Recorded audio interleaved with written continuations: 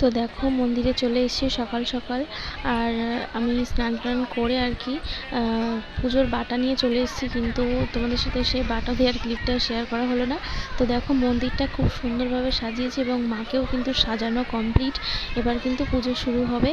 আর দেখো মন্দিরটা কিভাবে সাজিয়েছে, পুরো রজনীগন্ধার ফুলের চেন দিয়ে মানে বাইরেটা সাজিয়েছে। আর মাকে তো অসাধারণ লাগছে, খুব সুন্দর। আর দেখো তোমাদেরকে কালকে বলেছিলাম যে কুলো নিয়ে পাড়াতে যেতে হয়, মানে পাড়ায় সব বাড়িতে যেতে হয়। তো দেখো সব বাড়িতে গিয়ে চলে এসছে কুলো, এবার আমাদের বাড়িতে এসেছে। এবার এখান থেকে কুলোটা আমি নিয়ে যাব মাথায় করে। তো তোমাদের কালকে যেরকম বলেছিলাম যে কুলো নিয়ে সারা পাড়াতে যেতে হয়, দেখো এখানে অনেকেই আছে। আর কুলোর সাথে দেখো সিঁদুর খেলাও হয়। এই যে মায়ের যে সিঁদুর, সারা বছরে একবারই এই সিঁদুর সবাইকে মাখায়। আর এই দিনে সবাই সবাইকে সিঁদুর মাখায়।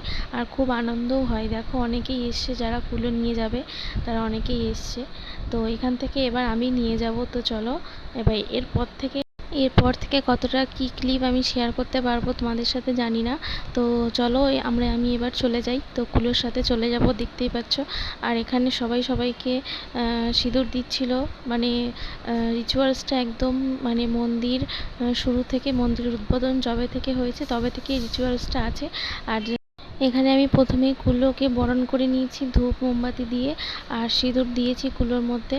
তো এবার এখানে নিয়ম আছে যে অল্প একটু করে চাল, একটুখানি সর্ষের তেল, একটু আলু, মানে এই সবগুলো মায়ের ভোগের জন্য আর কি প্রত্যেক বাড়ি থেকে একটু একটু করে নেওয়া হয়।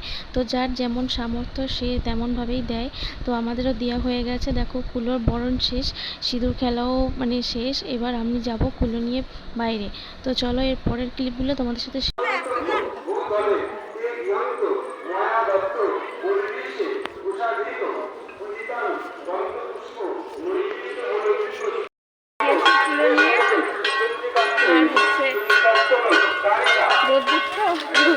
বুঝতে পারছি না। এই যে দেখো কুলো নিয়ে সব যাচ্ছে। চলো তোমাদেরকে বলে দিই কুলোর মধ্যে কি থাকে। দেখতেই পাচ্ছ কুলোর মধ্যে আছে মায়ের ঘট, তার সাথে আছে আলতা, সিঁদুর। আর সবাই যেমন চাল দিচ্ছে, তো সেই চাল একটুখানি মায়ের কুলোতেও দিতে হয়। আর বাদবাকি সব নিয়ে যায়। আমাদের বাড়ি থেকে আমি প্রায় অনেকগুলো বাড়িতেই কুলো নিয়েছি। এবার সবাই থাকে, তো সবাই অল্প অল্প করে, মানে কয়েকটা বাড়ি সবাইকেই নিতে হয়, তার জন্য এই বাড়ি পর্যন্ত আমি নিয়েছি। এবার এখান থেকে আর একজন নেবে। তো দেখতেই পাচ্ছ এখান থেকে আর একজন নিয়ে নিয়েছে। এবার এইভাবেই প্রত্যেক বাড়ি যেতে হয়, কিন্তু আমি বেশি বাড়িতে যাইনি, কারণ বাড়ি মানে মন্দিরে গিয়ে আবার কিন্তু অঞ্জলি শুরু হয়ে যাবে ওদিকে, তার জন্য আমি আর বেশি দূর যাইনি। তো যেহেতু আবার অঞ্জলি দিতে হবে, তার জন্য বাড়ি গিয়ে আবার ফ্রেশ হয়ে রেডি হতে হবে, সেই জন্য আমি আর থাকলাম না, আমি চলে গেলাম। আর এদিকে দেখো অঞ্জলি দিতে যাব, তাই জন্য তোমাদের দাদা আবার আমাকে ডাকতে এসেছিল, যেহেতু ওইদিকে অঞ্জলি শুরু হয়ে যাবে। তো চলো পাড়া ঘোরা তো কমপ্লিট, আমি আর বেশি দূর গেলাম না। যাদের বাড়ির পাশে ছিল আর কি তারা গেছে, আমি অনেক দূর পর্যন্তই গেছিলাম। এবার বাড়ি যাব, বাড়ি গিয়ে একটু ফ্রেশ হয়ে দেন রেডি হয়ে আবার যাব অঞ্জলি দিতে। তো এই দেখো বাড়িতে চলে এসেছি। এবার এখন একটুখানি ফ্রেশ হয়ে নেবো, কারণ সারা মুখে তো সিঁদুর, শাড়িটা একটু চেঞ্জ করব, তারপর আমি চলে যাব অঞ্জলি দিতে। তো দেখতেই পাচ্ছ যে এখানে চলে এসেছি, সবাই কিন্তু বসে আছে, পুজো অলরেডি শুরু হয়ে গেছে। আর দেখতেই পাচ্ছ কত বাটা সাইডে জমা পড়েছে, তোমরা দেখলে বুঝতে পারবে। দুই সাইড পুরো ভর্তি হয়ে গেছে রাস্তায়। আর কত মানুষ দেখো, সবাই কিন্তু অঞ্জলি দেবে বলেই বসে আছে। আর সামনের দিকে আমি তো জায়গা পাইনি, যেহেতু আমি কুলোর সাথে গেছিলাম পাড়ার মধ্যে, সেহেতু পিছন দিকে এসে দাঁড়িয়েছিলাম। অঞ্জলি শুরু হতে একটুখানি বাকি বলছিল, তো আমি দাঁড়িয়ে ওখানে, মানে মায়ের পুজো হচ্ছিল সেই জন্য ওখানে দাঁড়িয়েছিলাম। আর অনেকে মানসিক করে, সেই মানসিক পুজোগুলো ওই সামনে গিয়ে দিতে হয়। দেখো অনেকেই মানসিক পুজো যাদের আছে তারা ওই ঠাকুরমশাইয়ের কাছে গিয়ে মানসিক পুজোগুলো সেরে নিচ্ছিল। আর এদিক থেকে আমি দাঁড়িয়েছিলাম, অনেকেই আসেনি। এবার তোমার দাদা দিদিরা সবাই কিন্তু বাড়িতে ছিল। দেন দেখো একটু পরে কিন্তু অঞ্জলিটা শুরু হবে। দেখো কত লোক, অনেক আনন্দ হয়, ভীষণ আনন্দ হয়। দেখো অঞ্জলি বলতে বলতে অঞ্জলি অনেকটাই কমপ্লিট হয়ে যাবে। এদিকে দেখো সবাই দণ্ডি কাটছে, এই দণ্ডি কাটা শেষ হলেই কিন্তু অঞ্জলি শুরু হবে। তো আমরা সবাই ওয়েট করছি, অনেক মানুষ ওয়েট করছে অঞ্জলি দেওয়ার জন্য। দেন দেখো তাড়াহুড়ো করে অঞ্জলি তো হয়ে গেল, দেখতেই পাচ্ছ। আর সব থেকে বড় কথা, এই গরমের মধ্যে যতটা না খিদে পায় তার থেকে বেশি পায় জল তেষ্টা, আর ভীষণ জল তেষ্টা পায়। আর যেহেতু রোদ্দুরের মধ্যে বাইরে বাইরে ঘুরেছি, কারণ সবার বাড়িতে ঘুরেছি, তার জন্য অঞ্জলি শেষ হওয়ার পরে একটু গলাটা ভিজিয়ে নেওয়ার জন্য দেখো চলে আসলাম বরফ জল খেতে। তো বাড়ি গিয়ে তো কালকে তোমাদেরকে বলেছি বাড়ি গিয়ে তো পান্তা ভাত খেতে হয়, কারণ ওটাই এখন মায়ের প্রসাদ আজকের দিনের জন্য।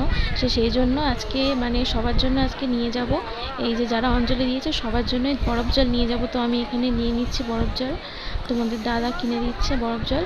আর একটু পরে আমরা বাড়ি চলে যাব, কারণ এখন প্রচণ্ড ভিড়।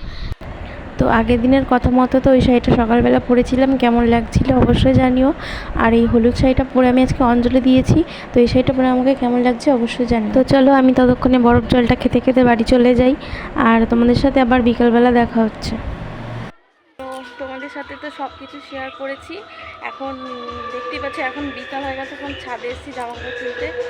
আর শুনতে পাচ্ছ গান হচ্ছে, তো কোথায় গান হচ্ছে বলো তো? ওই যে দেখেছো প্যান্ডেল হয়েছে, দূরে একটুখানি দেখা যাচ্ছে প্যান্ডেলের মাথাটা, ওইখানে আজকে আবার সন্ধ্যাবেলা বাউল গান হবে। তো সন্ধ্যাবেলা আবার যাব বাউল গান শুনতে। তো এখন এই জন্য ওই আছি ছাদের ওপর, দেখতেই পাচ্ছ গান হচ্ছে, শুনতে পাচ্ছ নিশ্চয়ই। আর সন্ধ্যাবেলা থেকে আবার বাউল গান হবে, আবার যাব। তো এখন ভালোই লাগছে সারাদিন। আজকে এত মানে প্রচণ্ড গরম যা পড়েছে আজকে, সত্যি অন্যদিন তাও একটুখানি মানে গরমটা কম থাকে, আর আজকে এত গরম পড়েছে মানে কিছু বলার নেই। তো গানটা তো আমি খুব এনজয় করছি ছাদের উপরে এটা এসে, মানে গানটা শুনতে আমার ভীষণই ভালো লাগছে। তো তোমরাও খানিকটা একটু গান শুনে নাও। তো চলো, এই যে দেখতে পাচ্ছ এই যে এইখানটায় প্যান্ডেল হয়েছে, এই জায়গাটাই হচ্ছে যাব আমরা বিকেলবেলা। ওটা একটা মানে ক্লাব বলতে পারো, মানে স্কুল, একটা মানে সরকারি স্কুল। তো ওই জায়গাটাই হবে, স্কুলের ওই মাঠে। তো আবার বিকেলবেলা আবার যাব। আর আমাদের বাড়ি থেকে কিন্তু প্যান্ডেলটা দেখা যাচ্ছে, দেখো এই যে প্যান্ডেল, এই যে প্যান্ডেলের মাথাটা দেখা যাচ্ছে এখান থেকে।